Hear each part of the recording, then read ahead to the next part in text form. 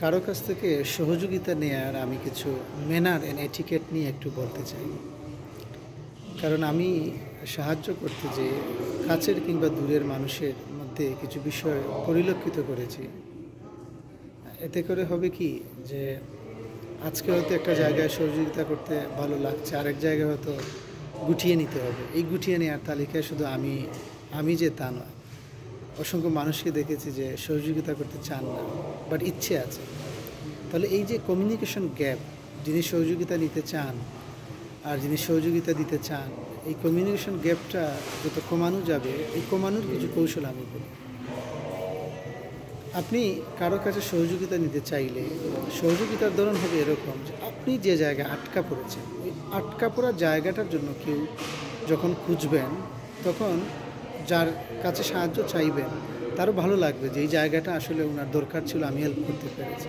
কিন্তু এমন যদি হয় যে জায়গাটা আপনি সহযোগিতা চাচ্ছেন, এই জায়গাটা আপনারই কাজ, আপনার সাধ্যের মধ্যে, কিন্তু আপনি করতে চাচ্ছেন না, আপনি করিয়ে নিতে চাচ্ছেন, তখন কিন্তু একটা মিসকনসেপশন তৈরি হয়, যার জন্য পরবর্তী কেউ এই সহযোগিতাটা পায় না। প্রথমত সিভি যখন আপনি লিখবেন, যেহেতু আমরা মাস্টার্স কমপ্লিট করেছি হোক যে কোনো দেশ থেকে, সিভি তৈরি করার জন্য খুব একটা নলেজের প্রয়োজন হয় না। গুগলে সার্চ দিলে, চ্যাটজিপিটিকে জিজ্ঞেস করলে অসংখ্য জায়গা আছে। নন হিউম্যান রিসোর্স বলতে আমি যেটা বুঝাচ্ছি, ওগুলা গেটে বা গুগল ইমেজে সার্চ দিলেই তো হয় স্যাম্পল অফ এ সিভি আসে। কয়েকটা সিভির স্যাম্পল দেখলেই কিন্তু নিজেরটা কেমনভাবে বোঝা যায়। নিজের ওরকম গেটে তৈরি করার পরে তখন যিনি অলরেডি আমেরিকাতে বা ভালো কোনো প্রতিষ্ঠানে তিনি পিএইচডি করছেন বা হায়ার স্টাডি করছেন, ওনাকে তখন পাঠিয়ে বলা যেতে পারে যে আমি সিভিটা রেডি করলাম, আপনার ফিডব্যাক দিলে বা আপনার ফিডব্যাক পেলে আমি উপকৃত হতাম, আমি এডিট করে নিতাম। তখন যিনি ফিডব্যাক দিবেন ওনারও এটা ভালো লাগে যে একটা জিনিস রেডি করা আছে, আমি একটু দেখে একটু ফিডব্যাক দিই।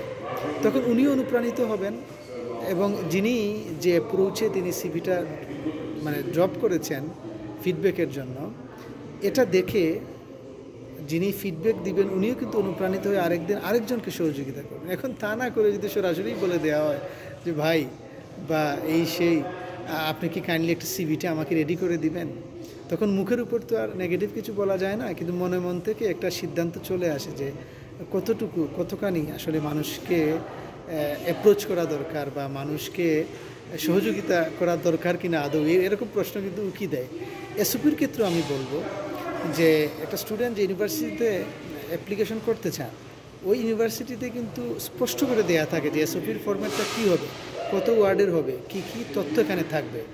এই জিনিসপত্রগুলো যদি আমরা নিজে পড়ে না বুঝি, তাহলে আমেরিকার মতো জায়গায় উচ্চশিক্ষার জন্য আসার আমি মনে করি প্রয়োজন নেই। কারণ এখানে এসে যে পরিমাণ পড়াশোনার চাপ এবং নিজে কাজ করার যেটা তাগিদ, ওই সামান্য জায়গায় আটকা পড়ে গেলে, এখন যে মানুষটা একটা ছোট্ট নদী পার হতে পারে না, সে যদি এখন বলে যে আমাকে শুধু এই নদীটা নৌকা দিয়ে পার করে দাও, আমি আটলান্টিক পার পেয়ে যাব, এটা কি কেউ বিশ্বাস করবে বা আদৌ কি এটা সম্ভব? এজন্য এই ছোটো জিনিসগুলোর ভেতর দিয়ে নিজেকে ঝালাই করে নিতে হবে যে আদৌ যে আমি কতটুকু ফিট হায়ার স্টাডির জন্য।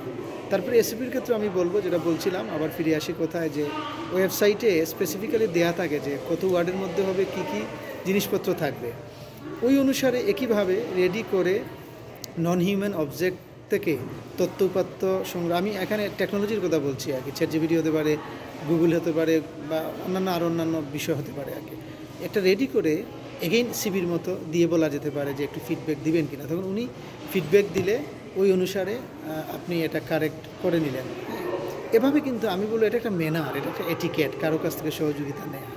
এখন যদি এমন হয় যে আপনি গেটে আমাকে লিঙ্কটা দিবেন, আপনি একটু লিখে যদি আমাকে দিতেন, তাহলে এগুলা হয় কি, হয়তো মুখের উপর হয়তো কিছু বলা হবে না, কিন্তু ভেতরে কিন্তু একটা প্রত্যয় চলে আসে যে নেক্সট টাইম কাউকে হেল্প করতে গেলে এই জিনিসপত্রগুলো একটু মাথায় রাখতে হবে। এতে করে হয় কি, সাহায্যকারী এবং সাহায্য গ্রহীতা দুইয়ের মধ্যে ব্যবধান বাড়তে থাকে এবং দিন শেষে কিন্তু এই সহযোগিতার হেল্পিং হ্যান্ড আর থাকে না। তখন মানুষকে ট্রাভেলস নির্ভর হয়ে যেতে হয় এবং ট্রাভেলসের বাস্তবতা আমরা জানি কী পরিমাণ আর্থিক অত্যাচার এবং সত্য মিথ্যার সংমিশ্রণে অন্য একটা জগৎ এটা। এই জন্য আমি বলবো যে আমরা এই বিষয়গুলো মাথায় রেখে আমরা কথা বলবো যাদের কাছ থেকে আমরা সহযোগিতা নিতে চাই।